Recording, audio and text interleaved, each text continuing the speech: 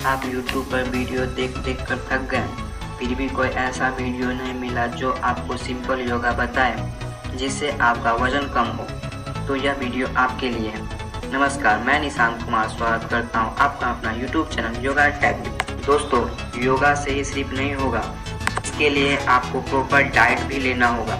Diet का video next day मेरे channel पर मिल जाएगा।